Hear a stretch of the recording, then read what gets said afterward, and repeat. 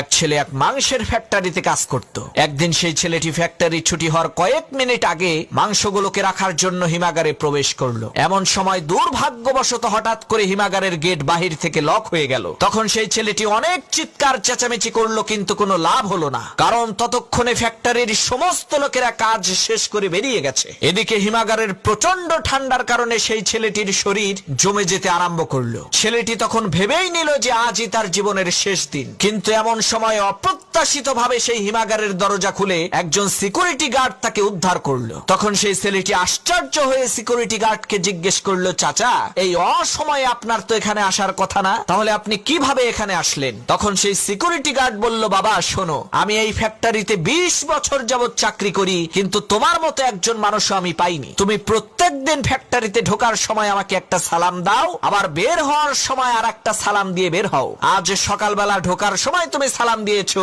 কিন্তু বের হওয়ার সময় তোমার সালামটা আমি পেলাম না। এই রকম তো কখনো হয় না। তাই আমি চিন্তা করলাম নিশ্চিত তুমি এই ফ্যাক্টরির ভেতরেই আছো। তাই আমি তোমাকে খোঁজা আরম্ভ করলাম। খুঁজতে খুঁজতে এসে দেখি তুমি এইখানে আছো।